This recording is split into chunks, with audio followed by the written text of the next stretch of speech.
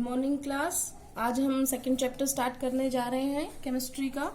और उसमें चैप्टर का नाम है is matter around us pure. क्या हमारा जो पदार्थ होता है वो हमारे आसपास है वो शुद्ध है कि नहीं है। ठीक है ना। तो अब हम बात करते हैं कि अगर पदार्थ शुद्ध है या अशुद्ध है ये कैसे पता लगाएंगे। तो शुद्ध पदार्थ क्या होते हैं? वो पदार्थ जो एक ही प्रकार के कण से बने हो। ठीक है ना। तो इसका मतलब प्योर सब्सटेंस क्या होते हैं? दो substances which contain only one type of particles. Particles में एटम भी हो सकता है, मॉलिक्यूल भी हो सकता है, परमाणु भी हो सकता है, अणु भी हो सकता है। फॉर एग्जाम्पल अगर मैं प्योर सब्सटेंस की बात करूं तो अगर मैं लिखूं सिर्फ कार्बन सी, तो सी का मतलब क्या होता है? कार्बन। तो इस कार्बन में सिर्फ एक ही प्रकार के एटम्स मौजूद हैं और वो सिर्फ कौन से हैं? कार्बन के एटम्स हैं। तो इसका मतलब ये एक शुद्ध पदार्थ की श्रेणी में आएगा, प्योर सब्सटेंस की कैटेगरी में आएगा। इसी तरीके से मैं बात करूं CO2, कार्बन का ही एक यौगिक है, कंपाउंड है CO2।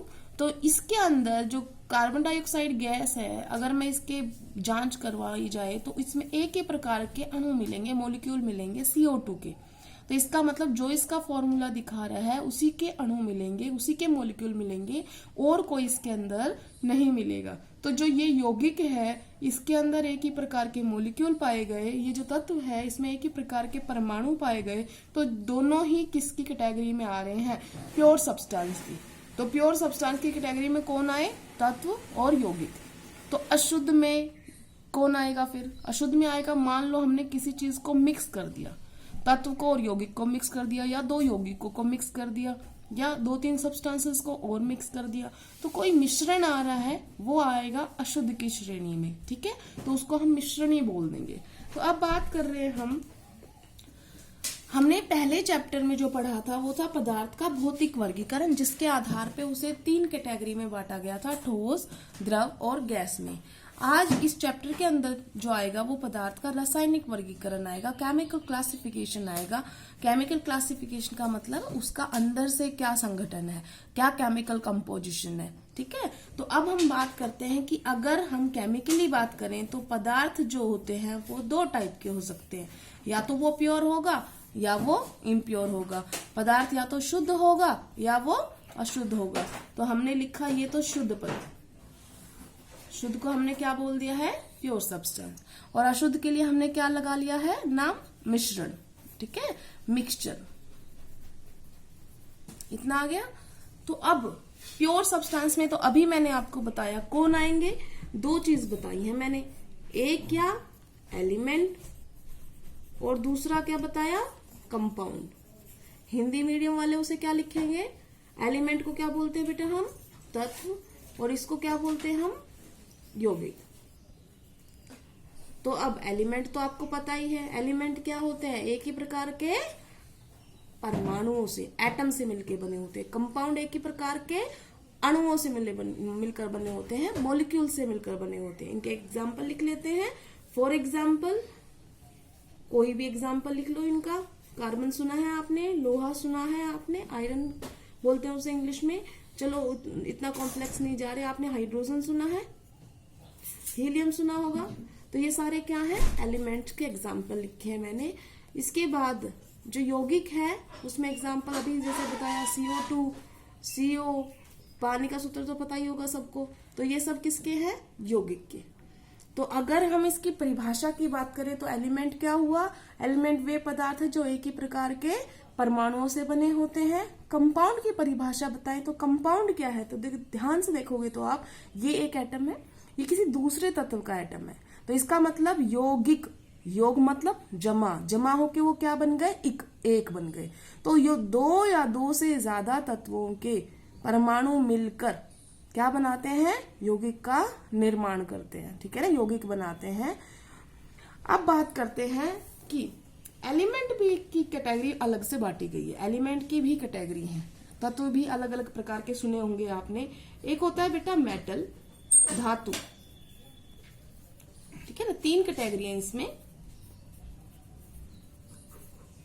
एक होती है नॉन मेटल, अधातु, और एक होते हैं मेटलॉइड, उपधातु।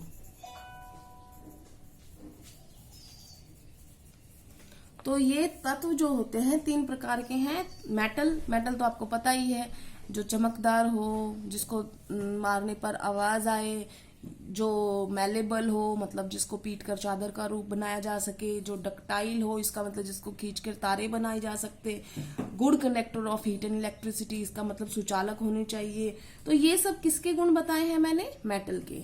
और इससे अपोजिट जो होती है वो कौन होती है? अधातु। अगर आपको ये सब याद नहीं रहे, सिंपल एक बात ध्यान रखना, धातु हमेशा 1 इलेक्ट्रॉन, 2 इलेक्ट्रॉन, 3 इलेक्ट्रॉन, जो भी है इलेक्ट्रॉन का लॉस दिखाती है, खोती है वो अपने इलेक्ट्रॉन्स को। जो उसका परमाणु होगा ना, वो अपने इलेक्ट्रॉन्स को खोने की टेंडेंसी रखता है, जबकि नॉन मेटल जो होता है वो इलेक्ट्रॉन लेने की टेंडेंसी रखता है। मेन डिफरेंस यही होता है इनके अंदर। और मेटेलॉइड जो होता है वो ऐसी श्रेणी है जो मेटल जो है वो देने की टेंडेंसी रख रही है, नॉन मेटल जो है वो लेने की टेंडेंसी रख रही है। एक ऐसी स्टेज आती है जो कभी कभी मेटल के गुण दिखाएगी, कभी कभी नॉन मेटल के गुण दिखाएगी, दोनों के बराबर। तो इसका मतलब दोनों के गुण आ रहे हैं, तो वो कौन है? मेटेलॉइड। एग्जाम्पल अगर इनका एक एक लिख लें तो हम एग्जाम्पल, मेटल का एक एग्जाम्पल बताओ। लोहा सबको पता है, लोहा एक धातु है, आयरन, ठीक है ना, Fe। नॉन मेटल का एग्जाम्पल अगर आप लिखना चाहो तो अभी जो लिखा था, कार्बन, हाइड्रोजन, नाइट्रोजन। मेटलॉइड का एग्जाम्पल सिलिकॉन, Si। अब बात करते हैं हम यौगिकों की, ठीक है ना। यौगिक में भी 2 प्रकार होते हैं। एक होता है ऑर्गेनिक, हिंदी में भी बेटा ऑर्गेनिक ही बोलते हैं, या कई बार कार्बनिक बोल देते हैं। और दूसरा होता है इनऑर्गेनिक, अकार्बनिक। तो ये इतना डिटेल में आपके है नहीं, फिर भी बता देती हूँ मैं आपको। शुरुआत में ही माना जाता था कि लिविंग जो ऑर्गेनिज्म है उनसे ये पदार्थ मिलते हैं तो ऑर्गेनिक है, जो नॉन लिविंग से बने वो इनऑर्गेनिक है। बट आज वो डेफिनेशन खत्म कर दी गई है। कार्बन और कार्बन से रिलेटेड जितने भी होते हैं उनको हम ऑर्गेनिक में लाते हैं। जैसे कार्बन की चेन होती है बहुत लंबी, उनमें हाइड्रोजन, ऑक्सीजन, कई बार नाइट्रोजन भी आ जाता है, सल्फर भी आ जाता है, बट ज्यादातर मेन जो बने होते हैं वो कार्बन से बने होते हैं। इसीलिए नाम देखो हिंदी में कार्बनिक, ठीक है ना, कार्बन से बने हुए यौगिक। ये अकार्बनिक, इसका मतलब क्या है कि जो नॉन लिविंग से मिले हैं हमें, और वो ज्यादातर लंबी चेन में नहीं होते, और वो कार्बन मोस्टली उनमें नहीं होता है। लेकिन एक आधा एग्जाम्पल आपको ऐसा मिल जाएगा, जैसे CO2 है वो अकार्बनिक है, इनऑर्गेनिक में। तो इसका एग्जाम्पल हम याद कर लेते हैं। जैसे आपने ग्लूकोज सुना होगा, तो ग्लूकोज किसका एग्जाम्पल हो गया? ऑर्गेनिक का। अकार्बनिक में अभी आपने लिखा है जल, क्या है? अकार्बनिक, HCl, अकार्बनिक, H2SO4, ये सब क्या है? यौगिक है, और ये अकार्बनिक है। ये वाले जो है ग्लूकोज है, यूरिया है, ये सब क्या है? कार्बनिक है। बेटा ये वाला जो है वो आपको ज्यादा डिटेल में नहीं करना है। इनफैक्ट ये वाला भी आपको ज्यादा डिटेल में नहीं करना। मेन जो था आपको समझाने का मकसद था कि शुद्ध पदार्थ 2 ही प्रकार के हैं, एक तत्व और एक यौगिक। इतना आपको समझ में आना चाहिए, ठीक है। कल हम मिश्रण की कैटेगरी करेंगे। आज के लिए इतना ही। आपने क्या लिखना है कॉपी में?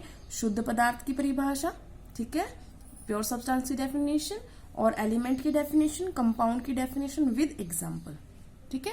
इसको हम फिर बाद में करेंगे, फिर आप ये फ्लो चार्ट डायग्राम बना लेना, ठीक है। Thank you class.